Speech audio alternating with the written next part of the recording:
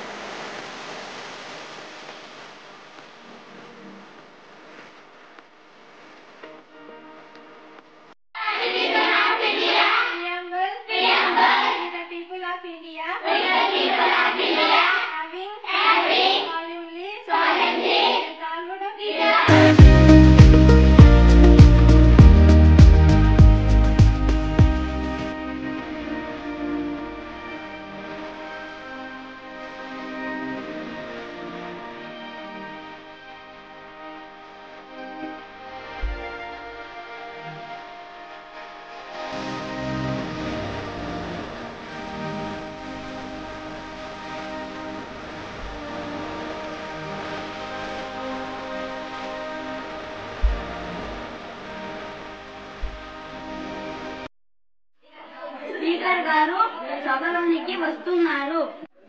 నమస్కారం చెప్పాల మీరు అధ్యక్ష అందరికీ నమస్కారం.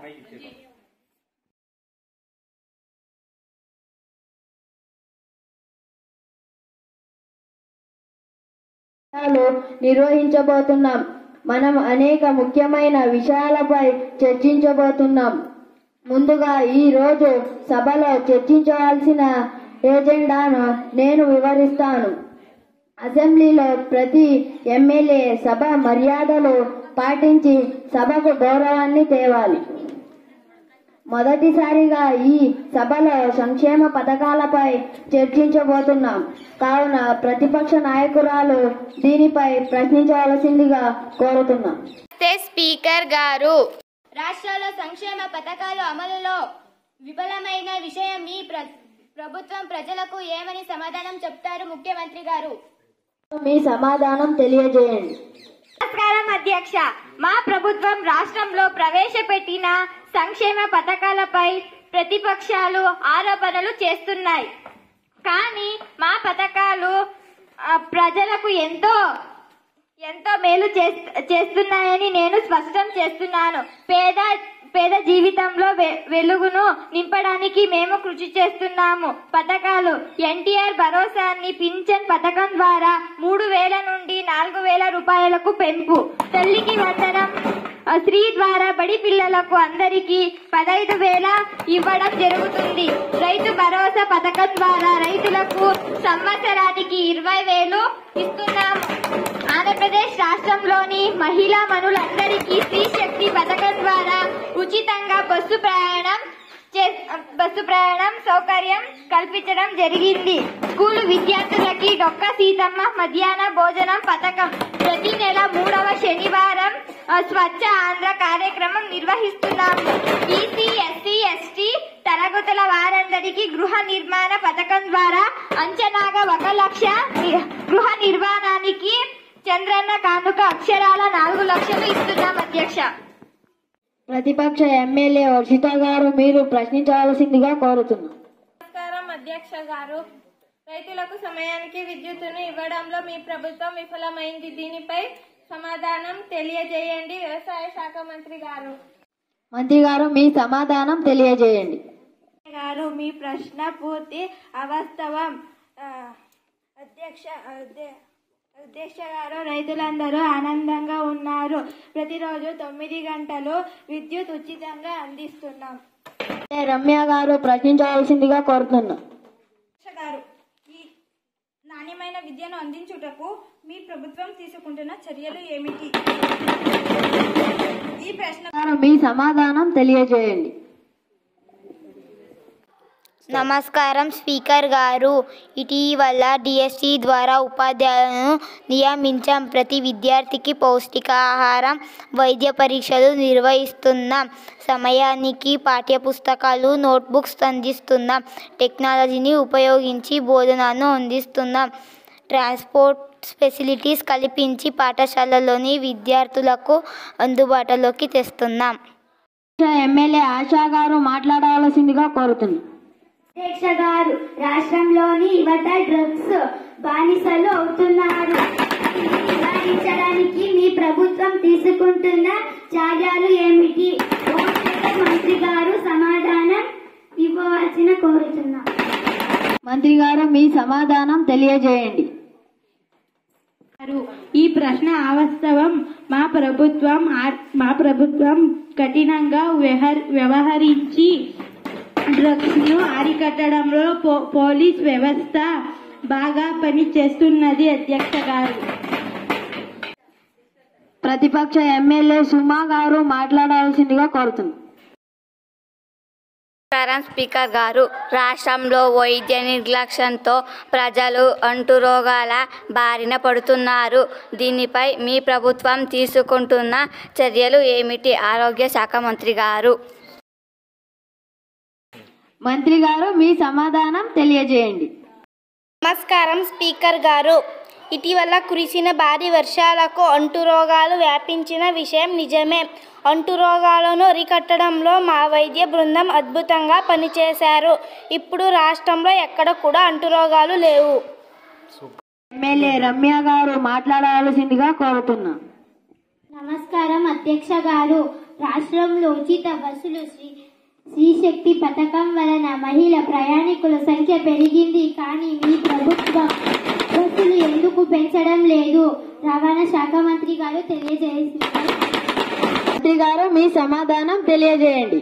అధ్యక్ష గారు, మా ప్రభుత్వానికి మహిళ మీద ఉన్న గౌరవంతో ఉచిత బస్సు పథకం తెచ్చాం. త్వరలోనే 1000 బస్సులను మహిళల కోసం. ప్రతిపక్ష ఎమ్మెల్యే ప్రదీప్ గారు మాట్లాడాల్సిందిగా కోరుతున్నా. నమస్కారం అధ్యక్ష గారు. రాష్ట్రంలోని విద్యార్థులందరికీ తల్లికి వందనం పథకం అందించడంలో చాలా లోపాలున్నారు. వాటిపై మీ ప్రభుత్వం తీసుకుంటున్న చర్యలు ఏమిటి? మంత్రి గారు మీ సమాధానం తెలియజేయండి. అధ్యక్ష గారు, రాష్ట్రంలోని 98% విద్యార్థులకు సకాలంలో తల్లికి వందనం చెల్లించాము. అధ్యక్ష గారు, కొంతమందికి సాంకేతిక కారణాల వలన బ్యాంకులో జమాంక లేదు. అది కూడా త్వరలో పరిష్కరిస్తాం. ప్రతిపక్ష ఎమ్మెల్యే మౌనిక గారు మాట్లాడవలసిందిగా కోరుతున్నా. నమస్కారం అధ్యక్ష గారు. రాష్ట్రంలో ఇటీవల భారీ వర్షాల వలన రహదారులు పాడైపోయాయి. ప్రయాణికులు ఇబ్బంది పడుతున్నారు. మీ ప్రభుత్వం ఎంత సమయంలో రోడ్లను బాగా చేయగలదు? మంత్రి గారు మీ సమాధానం తెలియజేయండి. నమస్కారం అధ్యక్ష గారు. వర్షాల వల్ల రోడ్లు పాడైపోయినాయి. గతంలో మీ ప్రభుత్వం ఎటువంటి చర్యలు తీసుకోలేదు. ప్రస్తుతం మా ప్రభుత్వం అన్ని రహదారులను అద్భుతంగా తయారు చేశాం. కావాలంటే మీరు కూడా ప్రయాణించండి. అందరి ప్రసంగాలకు ధన్యవాదాలు. ఈ చర్చలు చాలా సఫలవంతంగా జరిగాయి. ఈ మాక్ అసెంబ్లీ ముగిస్తున్నాము. ఓకే, అందరికీ నమస్కారం. ఈరోజు జిల్లా పరిషత్ ఉన్నత పాఠశాల పీజీహల్లి రొల్ల మండలంలో ప్రభుత్వ ఆదేశాలకు అనుగుణంగా మరియు మన గౌరవ ముఖ్యమంత్రి, విద్యాశాఖ మంత్రి సూచనల మేరకు, మా అధికారులు సూచించిన మేరకు ఈరోజు మా పాఠశాలలో పిల్లలతోటి మాక్ అసెంబ్లీని నిర్వహించడం జరిగినది. ఈ కార్యక్రమంలో పాల్గొన్నటువంటి పిల్లలందరికీ కూడా మేము ఆశీస్సులు తెలియజేస్తూ ఈ కార్యక్రమాన్ని దిగ్విజయంగా పూర్తి చేసినటువంటి మా ఉపాధ్యాయ బృందానికి కూడా ప్రత్యేకంగా ధన్యవాదాలు తెలియజేస్తున్నాను.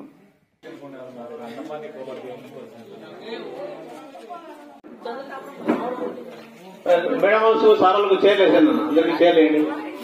రే ప్రీతం, మీరు పోయి చేరలేకపోయినా చేర్ తీసుకొచ్చి సార్ మేడం. ఓకే, నేను కొన్ని క్వశ్చన్లు స్టార్ట్ చేస్తాను. ఫస్ట్ క్వశ్చన్ చూస్తుంది బాయ్స్. ఫస్ట్ గర్ల్స్ బాయ్స్ చూస్తుంది, ఎందుకంటే మీరు ఆల్రెడీ టాస్క్ కాబట్టి. రాజ్యాంగ దినోత్సవాన్ని ఏ తేదీన నిర్వహించుకుంటాము? 26th November. Okay, right answer.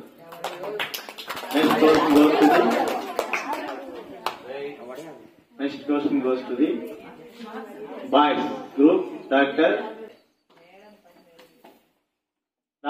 BR Ambedkar గారు జన్మ దినం ఎప్పుడు జరుపుకుంటాము? క్వశ్చన్ బాగుంది. నేను సంవత్సరం అడగలేదు, కేవలము ఏ తేదీన ఏ నెలలో డాక్టర్ బిఆర్ అంబేద్కర్ గారు జన్మదినాన్ని అంటే జయంతిని జరుపుకుంటాము? Right answer. April 14th is the right answer.